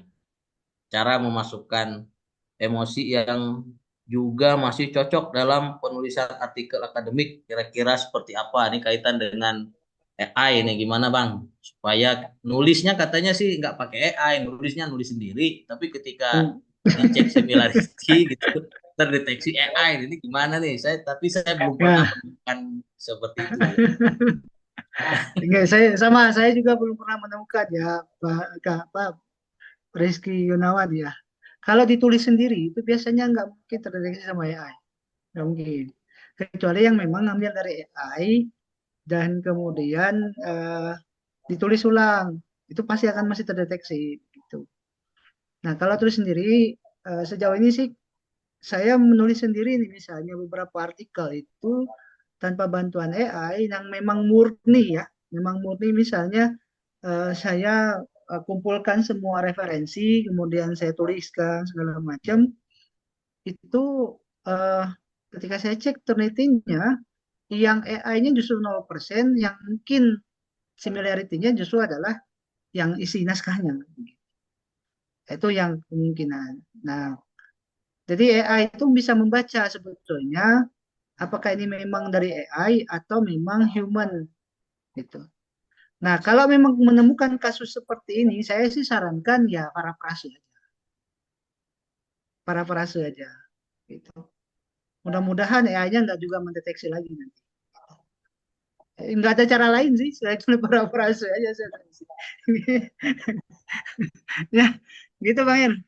Ya, sepengalaman saya juga seperti itu sih ya. Kalau kita Ya. menulis sendiri tanpa bantuan AI ya biasanya sih nggak Hmm, terdeteksi AI gitu ya. Kecuali ya. mungkin dari AI terus diparafrase pas dicek masih ada AI-nya gitu. Masih Karena ada, bahasa masih. bahasa AI dengan bahasa manusia itu kan pasti beda ya dalam Hmm, narasinya seperti itu. Saya ya kita mungkin sebagai editor dan juga reviewer tahu persis lah Bang ya. Tanpa kita cek pun gitu ya dengan eh, suatu aplikasi mendeteksi ini AI atau tidak, sebetulnya dari ya. susunan kata, penggunaan kata, kalimat dan lain sebagainya, itu dengan kita baca dengan mata telanjang saja sebetulnya kita bisa tahu ini Ya, tuh bikinan AI atau manusia sebetulnya, gitu ya. betul. Sebagai editor dan reviewer yang memang sehari-hari bergelutnya di bidang itu, gitu ya. Jadi seperti itu. Kemudian nih, ini saya aja nih. Wendy Habibi nih izin bertanya, jika bukan dari kalangan peneliti, dosen atau mahasiswa, apakah bisa publikasi artikel? Nah, nggak ngaruh Hmm. ya. Sekali lagi, misalnya editor dari reviewer tuh tidak ngurus ini penulisnya ini dosen kah, gitu ya, mahasiswa kah, atau bahkan masih siswa, atau bahkan siapapun gitu. Kalau memang artikelnya itu dianggap layak, nah maka dia bisa diterima di jurnal gitu ya, tentunya dengan berproses. Jadi sebetulnya apalagi seorang guru ya, itu eh, ya sebetulnya editor dan reviewer sih nggak peduli siapa penulisnya, apa jabatannya, dari mana gitu ya. Yang penting sebetulnya dia ikut aturan yang ditetapkan oleh jurnal gitu ya, masuk fokus and scope, ikuti template, artikelnya juga dianggap berkualitas gitu ya. Ya sudah, itu selesai, itu diterima gitu ya. Kemudian afiliasi itu tempat lembaga kita kerja atau gimana? Nah, sebaiknya tempat bekerja sebaiknya. Tetapi sekali lagi, editor dan reviewer tidak mengurusi afiliasi atau email mana yang harus dipakai. Yang penting di artikelnya ada emailnya. Mau email kampus kah, mau email Gmail, mau email Yahoo, bebaslah itu. Tergantung kepada penulisnya masing-masing. Editor dan reviewer sekali lagi tidak ngurusin afiliasi dan juga alamat email. Kecuali afiliasinya nggak ada, emailnya nggak ada, itu baru diurus, ya, itu baru diurus, gitu. Nah, tambahkan afiliasi, tambahkan email, gitu kata editor, ya kan? Hmm. Atau misalnya ini orang nggak mengikuti aturan, reject aja sama editor, bisa jadi seperti itu, ya. Berikutnya nih mahasiswa S1 lagi nih, Bang Aulia Eka Putri, ya, salah satu kampus di Surabaya. Izin bertanya, kalau melakukan penelitian dengan suatu kebaruan atau novelty, tentunya tidak ada artikel penelitian yang serupa. Kan ini adalah suatu kebaruan. Lalu bagaimana penulis bisa menyertakan sitasi pada bagian diskusi, mengingat pada bagian diskusi diwajibkan terdapat sitasi. Nah ini kayaknya ini salah kaprah soal apa itu novelty, Bang. Mohon pencerahannya, Bang. Seperti apa sebetulnya novelty itu tuh, seperti apa? Apakah sesuatu yang tidak pernah ada sebelumnya? Itu baru penelitian yang dilakukan inilah yang ada gitu ya. Nah, atau seperti apa, Hmm. Bang? Mohon pencerahan. Ya, memang kalau dulu mungkin kalau kitanya masih di tahun 1900-an awal atau 1800-an, di mana memang belum banyak temuan-temuan, itu akan bisa kita mengklaim sebuah novelty atau kebaruan. Tapi saat ini dunia udah makin berkembang ya, Mbak Aulia. Sampai saat ini kayaknya susah untuk mendapatkan satu bidang ilmu yang memiliki novelty yang betul-betul murni, itu susah. Bahkan sekarang sebetulnya keilmuan itu, bidang ilmu itu bukan lagi ansih, sifatnya hanya satu. Dia sudah apa istilahnya itu ya, Bang Ir ya, sudah ngeblend gitu, apa, mengkombinkan dari berbagai macam ilmu. Misalnya dulu kan statistik itu murni ilmu matematik dulu ya. Tapi kan sekarang statistik bisa dipakai di ilmu politik bisa, ilmu administrasi bisa, sosiologi bisa, dan segala macam. Psikologi sekarang, dari psikologi bicara soal orang, sekarang politik politik juga bicara dan segala macam. Nah, jadi nilai kebaruan yang dimaksud atau nilai yang dimaksud itu tidak selalu harus baru atau benar-benar baru secara mutlak, tidak. Tetapi yang diharapkan oleh orang apa sorry, yang diharapkan reviewer terhadap penulis itu adalah mampu menunjukkan perbedaan antara apa namanya subjek yang diteliti oleh penulis artikel tersebut dengan penulis yang lain gitu. Nah, makanya kenapa kemudian biasanya yang mencoba yang selalu dicobakan itu adalah atau selalu ditampilkan itu adalah dengan juga menyertakan penelitian-penelitian terdahulu yang sejenis. Dan kita kemudian menerapkan satu perbedaan dari apa namanya jurnal-jurnal sorry artikel-artikel yang sudah atau penelitian-penelitian dulu yang kita jadikan itu tadi. Nah, kurang lebih seperti itu ya Mbak Aulia ya. Jadi jangan salah kaprah tadi, betul kata kata Bang Irwandi, jangan salah kaprah soal soal novelty ya. Citasinya menjadi susah nih kalau soalnya kebaruan sama sekali enggak, bukan begitu. Citasi itu sendiri sebenarnya lebih ke uh, konteks di mana subjek tadi itu bicara hal yang sama sebetulnya atau membicarakan sesuatu yang masih terhubung dengan apa yang kita bicarakan gitu. Itu citasi. Jadi tidak, misalnya gini, karena saya orang politik dan pemerintahan ya misalnya ya bicara tentang demokrasi misalnya. Nah, saya mungkin menawarkan sesuatu hal yang berbeda dengan demokrasi, tetapi saya tidak mungkin menyatakan satu demokrasi itu tanpa saya pernah membaca apa itu demokrasi sebelumnya dari orang-orang, dari pendahulu-pendahulu saya, dari kemudian pakar-pakar lain. Nah, itulah yang kemudian saya citasi. Itu tadi sebetulnya pemahamannya, ya. Nah, dari berbagai tadi kemudian saya kemudian menawarkan satu yang apa? Menawarkan satu hal yang terkait dengan demokrasi. Nah, itulah yang kemudian akan diuji lebih lanjut. Kurang lebih begitulah ya, Mbak Aulia ya. Makasih tuh Bang Irwan.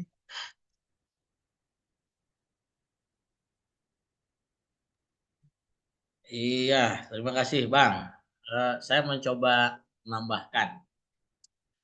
Jadi sepemahaman saya begini, sesuatu itu bisa kita klaim baru jika ada yang lama, gitu kan? Jika ada yang lama, maka sesuatu dikatakan baru. Maka tidak mungkin kita nggak punya referensi. Selama masalah itu sudah pernah ada di dunia ini, pasti sudah pernah ada yang menelitinya. Nggak mungkin nggak. Sesuatu yang belum pernah ada, mungkin saja belum ada yang meneliti karena memang belum pernah terjadi. Nah, kalau saya sih biasanya ya eh, sesuatu itu dikatakan baru bukan sesuatu yang memang belum pernah ada juga, tetapi juga misalnya nih Bang Idil nih backgroundnya donat. Nah, kata Bang Idil penelitian terhadap donat itu, misalnya donat itu ditambah mentega, ditempelin apa namanya coklat, itu rasanya akan mantap misalnya. Lalu saya kritik Bang Idil, iya sih mantap, tapi justru ini akan membuat kadar gula dari makanan itu tinggi misalnya. Nah tadi kan Bang Idil cuma sampai bilang, nah ini donatnya enak nih. Saya tambahin lagi. iya sih enak, tapi nah itulah kebaruan saya gitu. Saya akui memang enak, tapi ada tapinya. Nah, tapinya itulah sebetulnya sesuatu yang baru. Bukan berarti belum pernah ada yang meneliti tentang donat itu tadi. Kan sudah ada Bang Idil mengatakan tadi donat tuh begini-begini. Nah, seperti itulah contoh sederhananya. Ya, jadi sesuatu itu bisa diklaim memiliki kebaruan kalau kita menunjukkan nih yang lamanya ini seperti apa. Bukan berarti belum pernah ada yang meneliti. Saya juga kemarin kedatangan mahasiswa S2 dari Cirebon, Bang.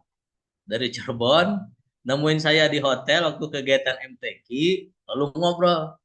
Pak, ini penelitian saya ini sudah saya cari, belum ada, Pak. Belum pernah ada yang meneliti. Saya bilang, ah masa iya? Gitu.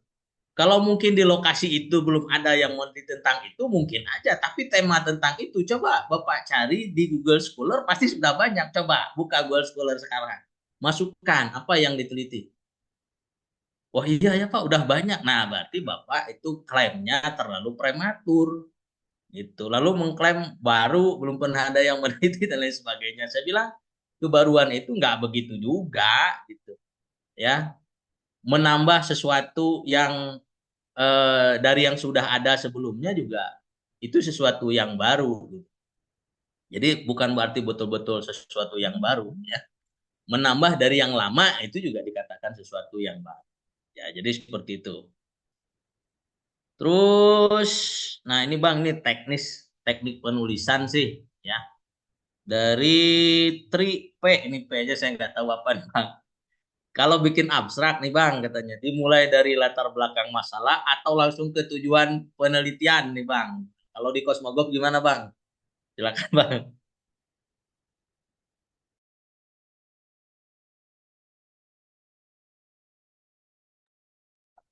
Wah, itu sebetulnya soal teknik ya, teknis saja itu. Eh, Mau dari latar belakang, tapi yang jelas eh, ketentuan abstrak itu biasanya memang ada masalah, ada tujuan, ada metode, dan ada pembahasan atau temuan gitu.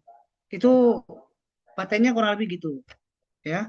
Nah, yang kemudian di apa istilahnya di press kurang lebih sekitar 200 atau tidak lebih dari 200 kata atau biasanya 250 kata. Itu aja sebetulnya. Jadi kalau soal mau dari latar belakang masalah dulu boleh, dari tujuan juga boleh.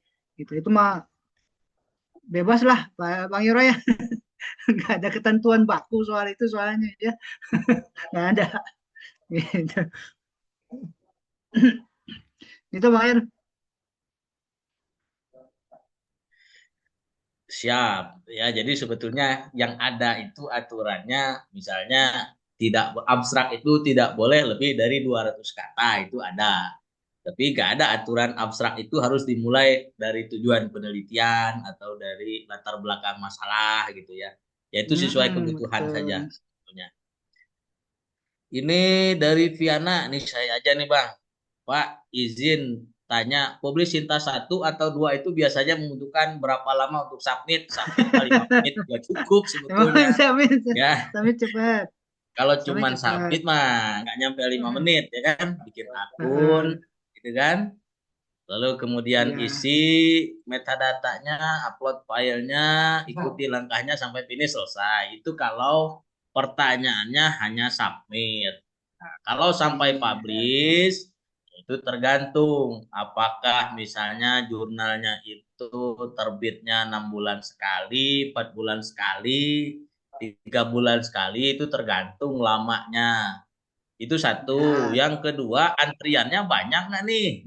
Ya kan? Kenapa? Karena yang submit itu kan bisa ratusan artikel, sementara slot yang tersedia itu ada yang 8, ada yang 12, nah itu bisa jadi juga lama ya. Baru kebagian lagi misalnya di edisi berikutnya itu. Maka itu tadi di slide terakhir Bang Idil tuh sabar, gitu kan? Sabar, tawakal dan sebagainya gitu ya. Nah, kalau pengen cepat publishnya gimana? Ya harus kenal sama editornya, jalur silaturahmi itu juga bisa dipertimbangkan lah gitu. Meskipun tidak menjamin ya Bang ya. nggak menjamin juga. Balik lagi, apakah kualitas artikelnya bagus atau tidak?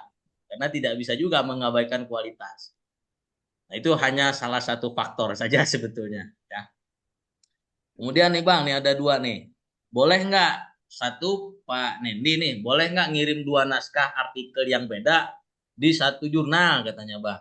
Nah ini berikutnya, boleh nggak satu artikel disubmit ke beberapa jurnal nih langsung sekaligus nih Bang. Silakan Bang. Jangan ya deh ya, jangan ya deh ya. Kalau yang kedua tuh jangan deh. Ya, kalau satu naskah itu dikirim khusus untuk ke satu jurnal. Jangan dikirim ke berbagai jurnal karena nanti kenanya double submit. Nah, itu sudah pernah juga dan banyak kejadian di kami. Dari Bang Irwandi dengan Pak Afi juga pasti paham soal ini.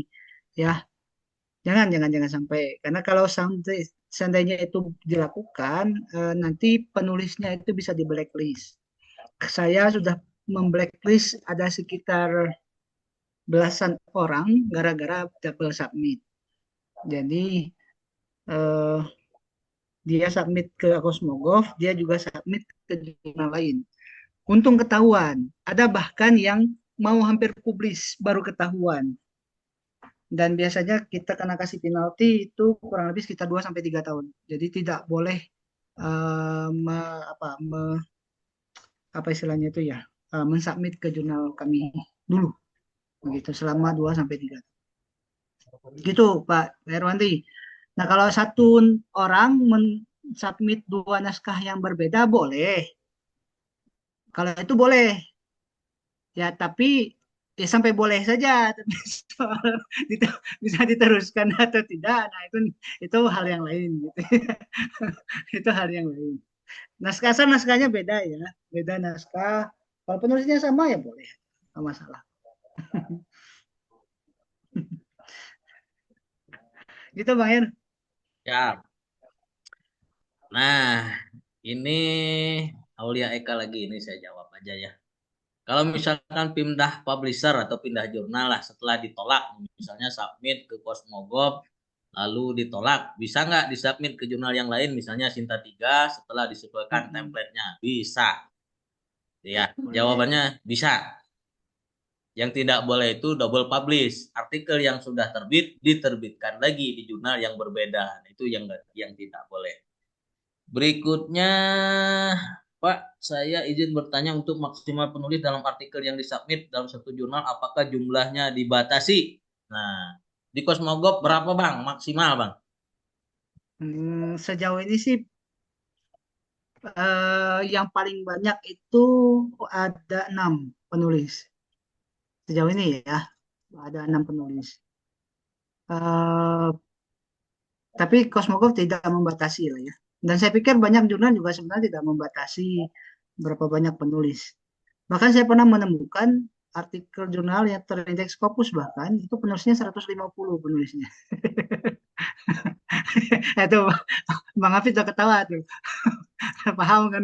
Tapi Tahu kena nih. kena eh, punishment oleh kepala BRIN setelah itu, Bang. Iya benar, benar sekali. Memang Tapi betul ya terbit, memang tapi setelah itu kena punishment. iya. Jadi apa namanya? Ya kalau mau penulis sih tapi jangan terlalu banyak-banyak juga sih ya, sampai puluhan gitu nggak. Karena kita kan paham yang menulis itu belum yang namanya tercantum itu belum tentu ikut berkontribusi menulis. Bisa jadi hanya pengen namanya dipampang atau apa begitu ada juga. Yang nulis mah biasanya satu atau 2 orang. Jadi nggak usah banyak-banyak lah. Ya, itu Bang Yer. Siap. Jadi kesimpulannya, berapa jumlah maksimal penulis itu tergantung pengelola jurnalnya. Ya. Hmm, Nah, kalau misalnya Bang Idir 6, ada juga di yang lain maksimal 5, ada juga yang tidak ya, terbatas, tadi ya tergantung pengelola jurnalnya.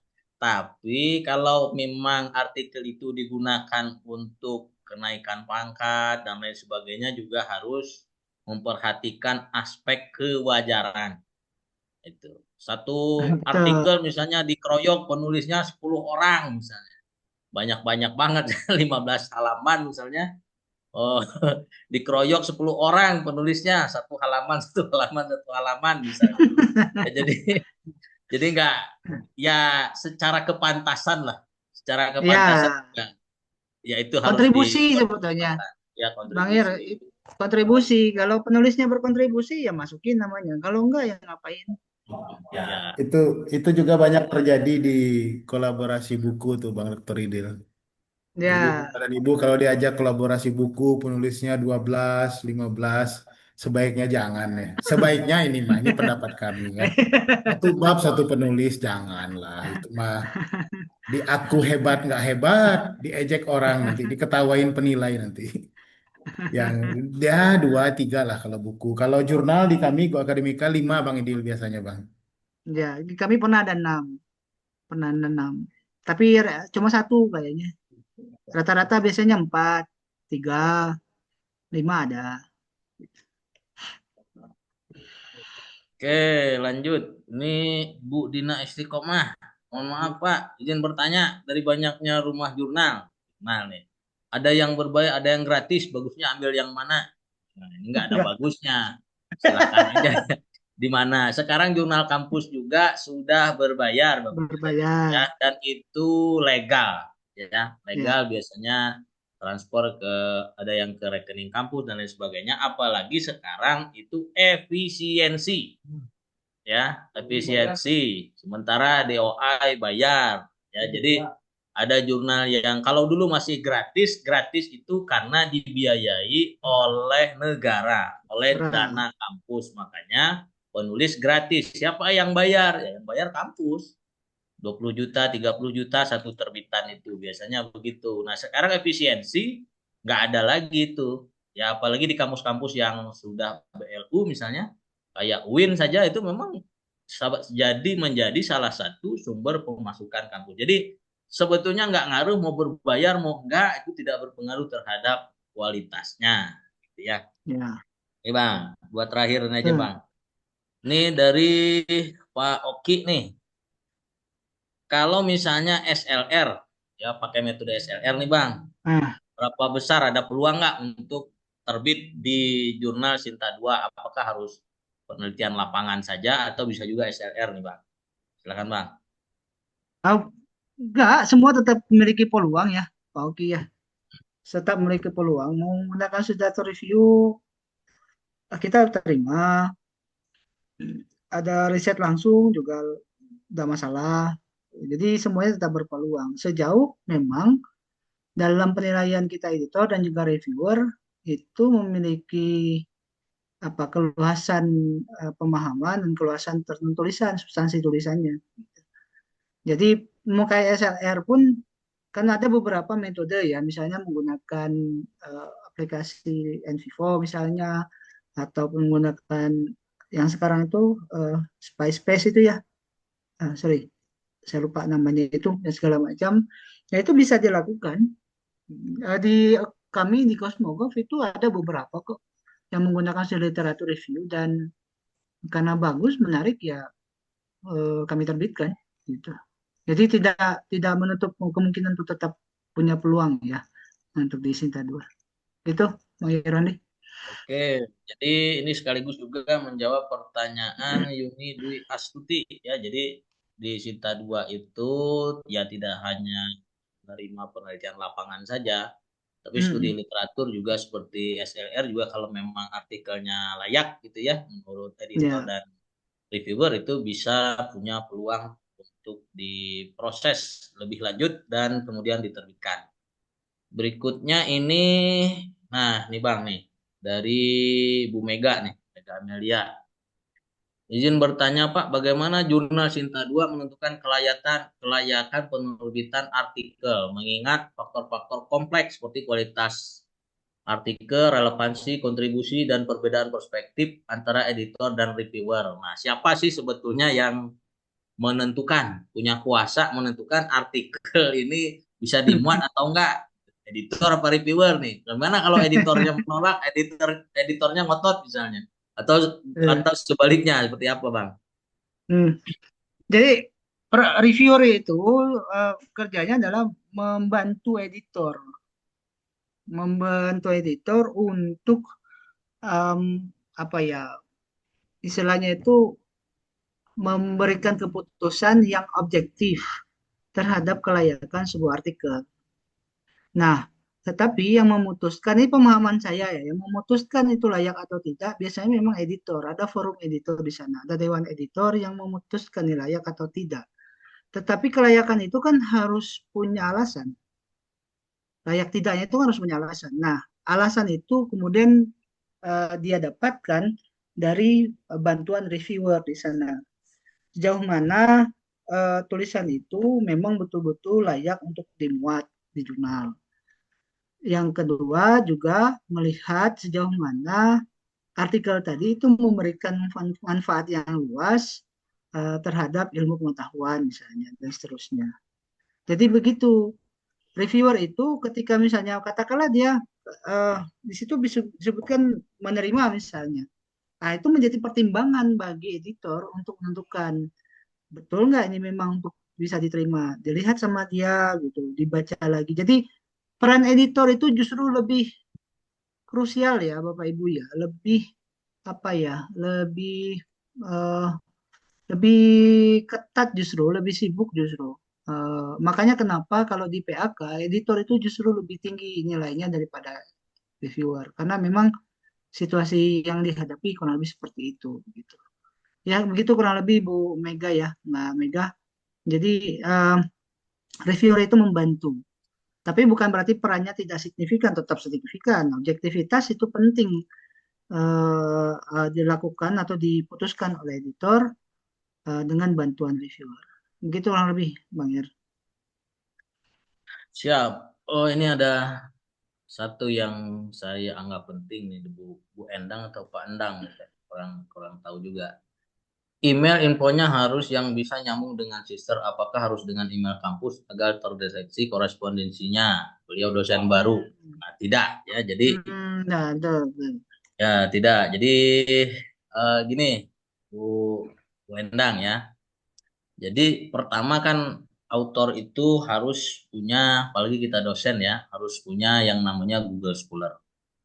Nah, setelah Google Scholar itu nanti kita punya Sinta. Nah, data Sinta itu dari mana? Dari Google Scholar, ya. Kemudian ada Sister. Sister itu dari mana? Dari Sinta. Nah, harus sinkron dengan Sinta. Ya, bukan emailnya, kalau emailnya nggak ngaruh. Tapi kalau emailnya, akunnya itu betul harus dengan akun email kampus, ya. Itu mungkin supaya membantu ya sebagai dosen baru. Kemudian ini, Betul. nah ini Bang, eh dua terakhir lah, ini masih ini. Kalau Ya, referensinya banyak, itu jadi pertimbangan nggak Bang dalam menerima artikel di sebagai editor nih. Referensinya banyak nih, ya, jadi ya. nilai plus nggak gitu. Silakan Bang. Relevan nggak pertanyaannya sebetulnya? eh, Referensi banyak, tapi sebetulnya tidak dipakai juga di sitasi yang nggak akan membuat kita menjadi terkesima, nggak, Bang Ir ya. Misalnya referensinya 100, tapi dari 100 itu yang disitasi, yang dipakai, yang digunakan di dalam artikelnya cuma 20 misalnya. Berarti yang 80-nya itu ngaco, berarti. Nah, itu tidak membuat kita menerima itu, justru akan kita pertanyakan nih bagaimana dan punya peluang untuk ditolak justru. Gitu. Nah, kalaupun misalnya 100, oh dipakai semua, nah kita akan baca lagi. Karena begini Bapak Ibu semua, jangan salah kaprah juga, semakin banyak referensi itu semakin bagus, enggak. Jangan-jangan kita semakin banyak referensi, itu justru menandakan bahwa bisa jadi kita hanya mencomot satu apa tulisan orang kemudian tulis masuk masuk masuk masuk masuk sehingga tidak membuat peluang bagaimana pemikiran kita sendiri. Nah, itu juga kalau reviewer akan tahu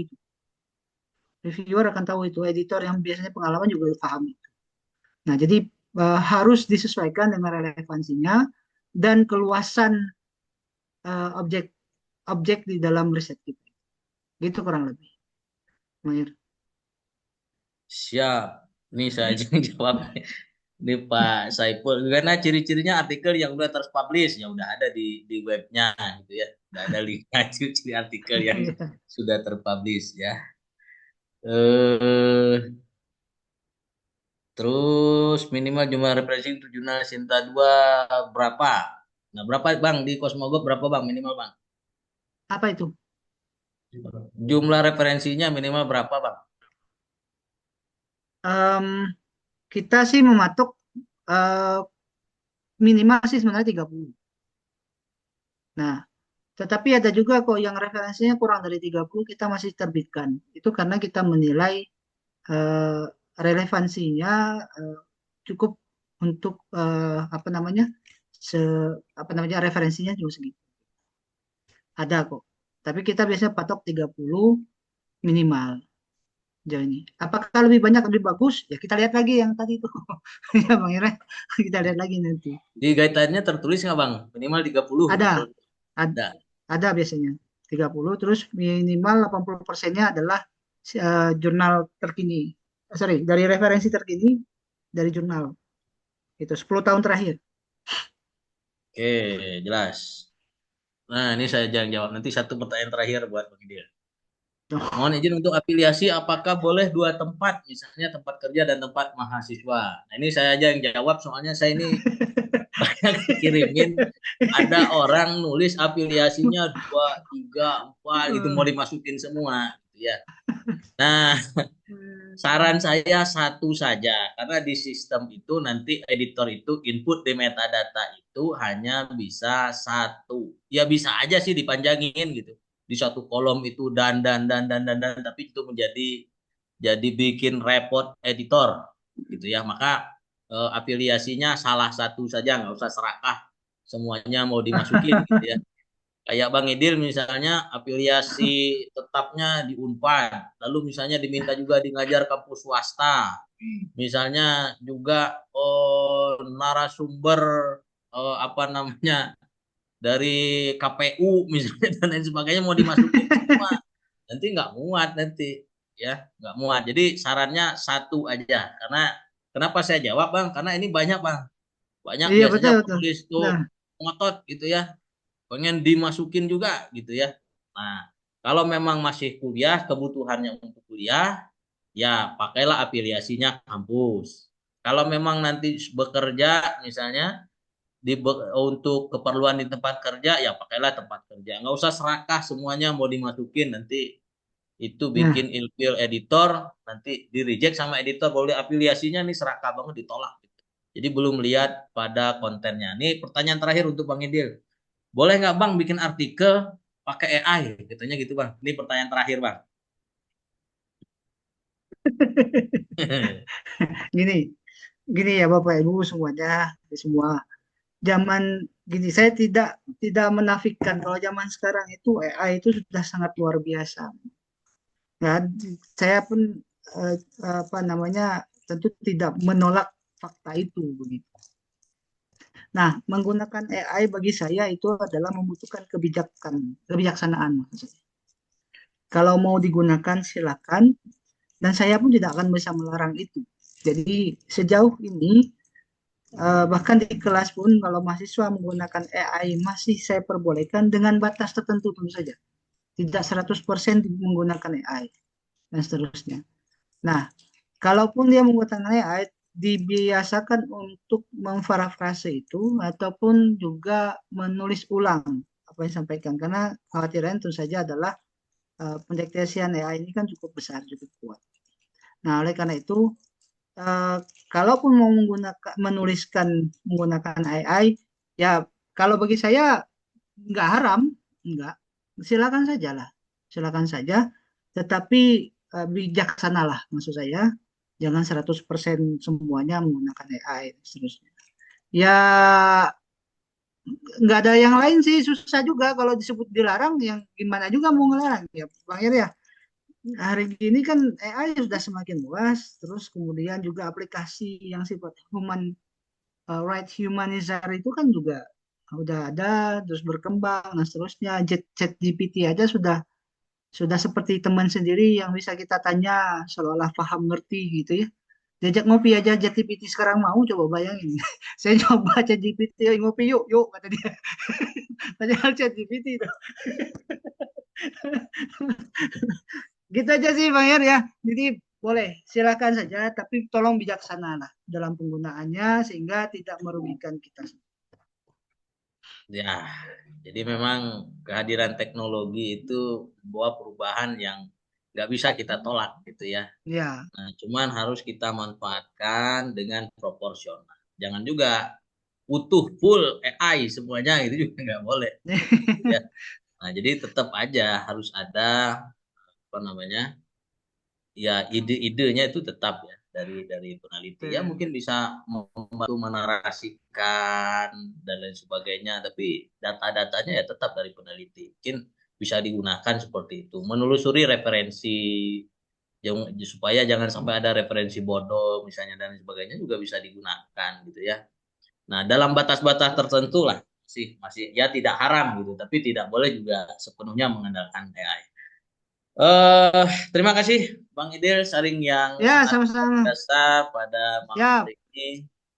Bapak-bapak, ibu-ibu, teman-teman sekalian, rekan-rekan mahasiswa, terima kasih sudah hadir di acara Ngaji Jurnal Go Akademika. Insya Allah nanti kita ketemu di event-event berikutnya ya dengan narasumber yang itu-itu saja sih sebetulnya dibolak-balik ya.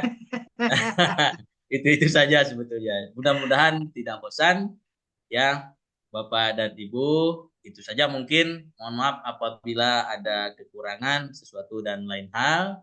Saya atas nama moderator dan juga Bang Idil selaku narasumber mengucapkan terima kasih dan mohon maaf. Semoga ilmu yang disampaikan, sharing pengetahuan bisa amin. bermanfaat bagi Bapak dan Ibu rekan-rekan sekalian. Terima kasih. Assalamualaikum warahmatullahi wabarakatuh. Saya kembalikan ke Pak Apid. Silakan Pak Apid. Waalaikumsalam warahmatullahi wabarakatuh. Baik, Waalaikumsalam warahmatullahi wabarakatuh. Luar biasa sekali Bang Dr. Idil. eh saya saja yang sudah dengar berkali-kali selalu terbangunkan dan terjaga dan teringat kembali dengan ilmu-ilmu dari Bang Idil ini. Bapak dan Ibu yang kami hormati, beberapa informasi yang perlu kami sampaikan. Pertama yaitu materi dari narasumber kami share di grup WA.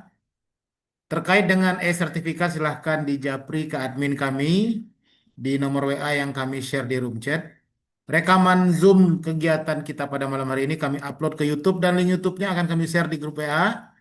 Yang belum join di link grup WA, kami share juga link grup WA-nya di room chat. Dan informasi mengenai layanan pendampingan publikasi ilmiah dan pelatihan-pelatihan gratis yang akan kita laksanakan 2 minggu lagi. 2 minggu lagi kita akan ada pelatihan juga, gratis juga. Akan kami share juga di grup WA dan kami ingatkan mohon selalu berhati-hati kepada oknum yang japri yang bukan admin Go Akademika. Karena selalu ada oknum yang menyusup bertujuan menipu member-member grup kami. Mohon sekali berhati-hati. Mohon tidak tergoda biaya-biaya murah yang tidak masuk akal.